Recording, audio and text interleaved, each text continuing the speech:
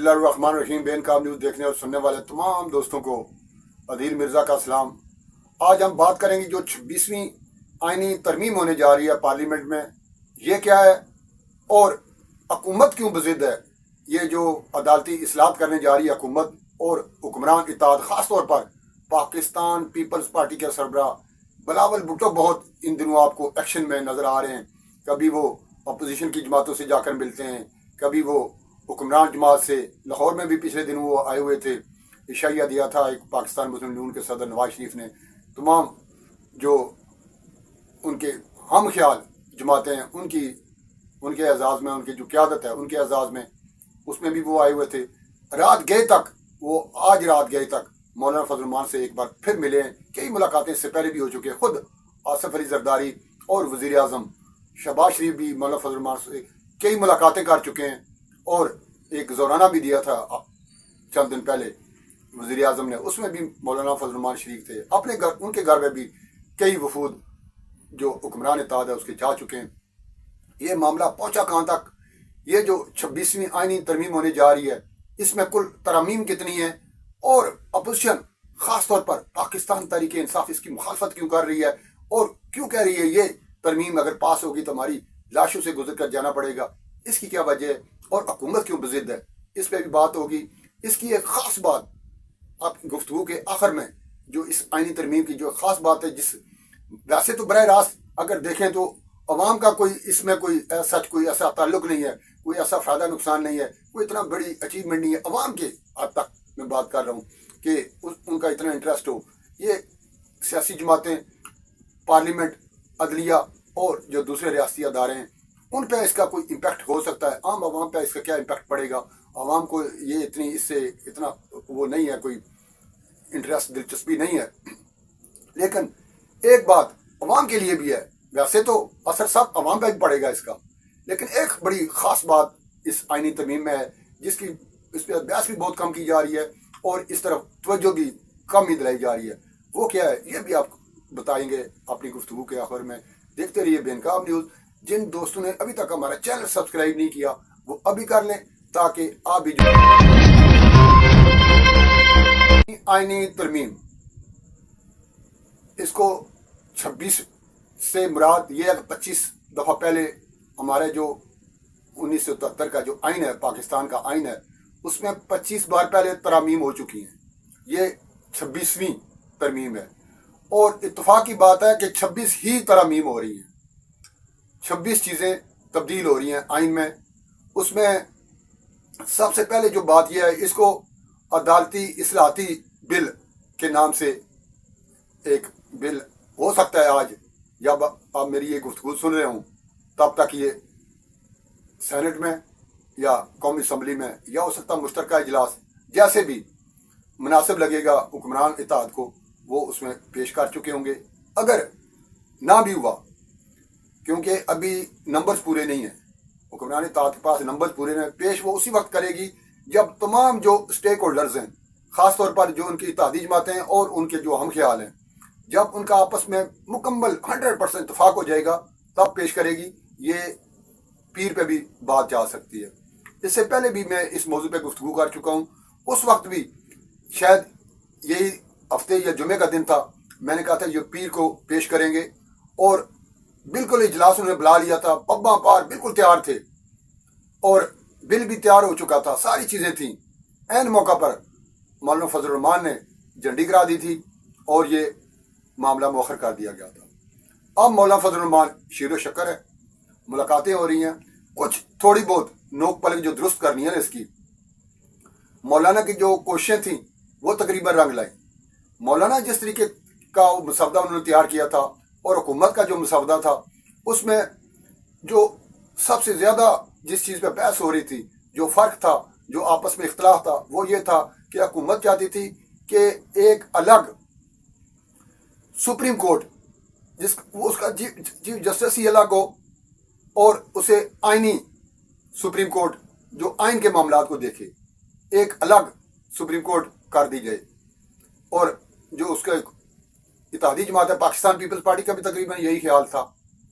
लेकिन मौलाना फजल रहमान ये समझते थे کہ सुप्रीम कोर्ट के पैरेलल एक और अदारा आप जब कर देंगे ना तो आगे जाके मसाइल खड़े हो सकते हैं, और ऐसी एक नई मिसाल बनाने से बेहतर है कि वही जो सुप्रीम कोर्ट चल रही है उसमें एक आईनी बेंच बना दिया जाए, जो आईनी मामला वो बेंच देखे, इसके कितने मेंबरान हों, इस पर आगे जाकर बहस हो सकती है, मजीद हो सकती। और कुछ छोटे मोटे दूसरे इख्तलाफात थे वो तकरीबन हल हो चुके हैं। पाकिस्तान पीपल्स पार्टी और हुक्मरान जमात पाकिस्तान मुस्लिम लीग नून ने एक कदम पीछे हटाया है, और ये जो उनका आईनी अदारा एक अलग आईनी सुप्रीम कोर्ट वो बनाना चाह रहे थे उससे वो दस्तबरदार हो गए हैं उस तजवीज़ से, और मौलाना की तजवीज़ से उन्होंने इत्तफाक किया है, और अब आईनी बेंच बनेगा ना कि आईनी सुप्रीम कोर्ट। लेकिन ये जो 26 तरमीम होने जा रही हैं इनमें कौन कौन सी ऐसी चीज़ें ख़ास हैं जिस पे बहुत ज़्यादा ले दे हो रही है, और ख़ास तौर पर पाकिस्तान तहरीक इंसाफ इसकी मुखालफत क्यों कर रही है? असल में एक नाम है ऐसा, मैं लगी लिपटी रखने के बजाय, इधर उधर बातें घुमाने के बजाय, हमें आपको वो कहते हैं ना पंजाबी में पंबल पूसे, वो उसमें डाल दूं, नहीं, डायरेक्ट मैं आपको ये बताना चाह रहा हूँ कि हमारे जो साहिबान आते हैं ना, जजेस कह लें, जस्टिस साहिबान कह लें, मुनसफ कह लें, काजी कह लें, इनका अपना ज़हनी झुकाव होता है किसी न किसी जमात की तरफ, और वो झुकाव उनके फैसलों से बोलता है। ये किसी एक चीफ जस्टिस को मैं इशारा किसी एक की तरफ नहीं कर रहा, आप माजी उठा के देख लें, जितने भी फैसले हैं अगर एक उसका झुकाव किसी एक मखसूस जमात की तरफ है वो सारे फैसले उसके हक में आएंगे, अगर दूसरी की तरफ है सारे फैसले उसकी दूसरी की तरफ चले जाएंगे। जिस जमात की तरफ जिस चीफ जस्टिस का झुकाव होता है पूरी सुप्रीम कोर्ट, पूरे रियासती अदारे उधर ही झुक जाते हैं। इस दफ़ा जो इस्लाहत करने की, ये अदालती इस्लाहत करने की जो ज़रूरत महसूस हुई है हुकूमत को, वो इसीलिए हुई है ताकि कम अज़ कम इस ये जो बीमारी है ना, बीमारी तो रहेगी, ये इस्लाहत हो भी जाए बीमारी फिर भी रहेगी, लेकिन इसके जरासीम कुछ कम हो जाएंगे, कुफ्ता मुदाफ़ियत कुछ ना पार्लियामेंट में आ जाएगी। आपको पता ना ये मेडिकल साइंस के हवाले से कि जिसकी कुफ्ता मुदाफ़ियत कम हो जाती है वो बीमारियां जल्दी अटैक करती हैं। ये कुफ्ता मुदाफ़ियत कम हुई थी आपकी पार्लियामेंट की, उस कुफ्ता मुदाफ़ियत बढ़ाने के लिए ना ये टॉनिक दिए जा रहे हैं, ये सप्लीमेंट जो आप दिए जा रहे हैं ना, ताकि पार्लियामेंट में भी कोई थोड़ी सी जान आए, क्योंकि सुप्रीम अदारा है, पार्लियामेंट ही सुप्रीम अदारा है पूरी दुनिया में। पाकिस्तान में इसको रबड़ स्टैंप बना दिया गया था, अब जाकर ख्याल आया है कि यार इसमें भी ना थोड़ी सी जान डाली जाए, थोड़ा सा टॉनिक इसको भी पिलाया जाए, ताकि जो पूरी दुनिया में जैसे काम हो रहे हैं पाकिस्तान में भी हूँ। पीछे मिशन कोई क्या है, नीयत क्या है, नीयतों का हाल तो अल्लाह जानता है ना, लेकिन जैसा कि मैंने बताया कि एक शख्स का रास्ता रोकने के लिए ये सारे जो मामलात हैं ये किए जा रहे हैं, और वो शख्स कौन है आपको पता ही है।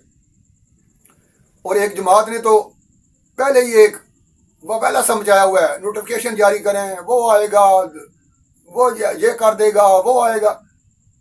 उस शख्स को वक्त आने से पहले, चीफ जस्टिस बनने से पहले ही मुतराजा कर दिया एक जमात ने।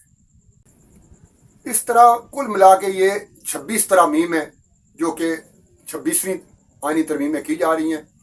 इसमें अब ये तरमीम कराने के लिए हुकूमत को 2/3 अक्सरियत की ज़रूरत है, और इस वक्त कुल मिला के अगर मौलाना भी हुकूमत का साथ दे दें, जिसके तकरीबन चांसेस बन चुके हैं, मौलाना की मीटिंग्स हो रही हैं, रात गए भी जैसे कि मैंने कहा बिलावल भुट्टो मिले हैं मौलाना फजल रहमान से, और रात गए तक इस पर मुशावरत होती रही है।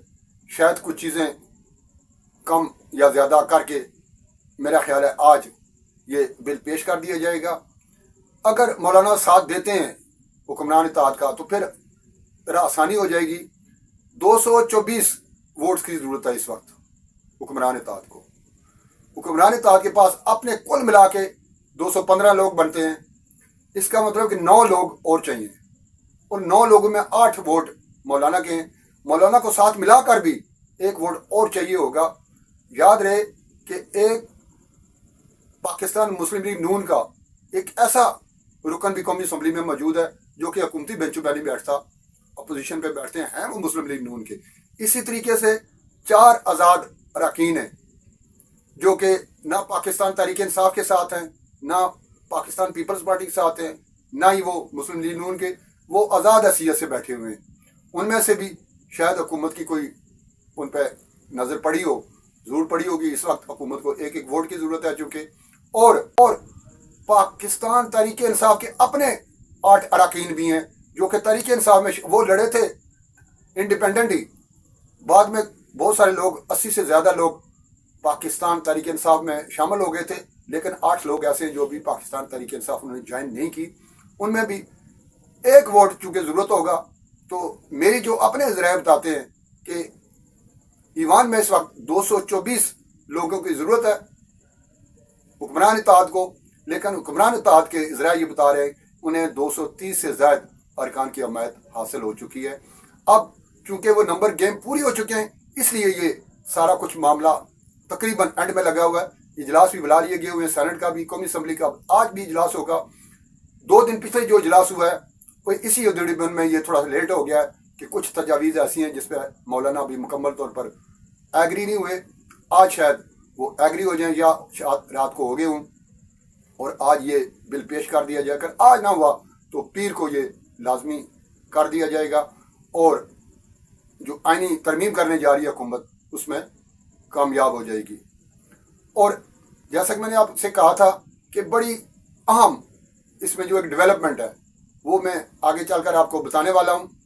یہاں پاکستان تحریک انصاف اس کی مخالفت کیوں کر رہی ہے؟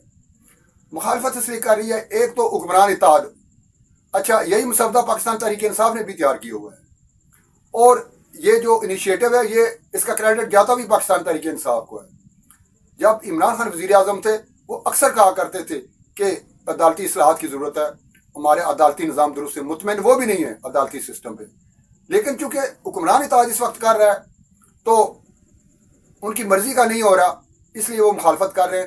اور ان کا جو مطمع نظر ہے نا، وہ واحد ایک ہی شخصیت ہے، وہ آپ کو پتہ ہے کون ہے، جن کے لیے وہ کمپین بھی چلا رہے ہیں کہ وہ کسی طریقے سے چیف جسٹس بن جائیں۔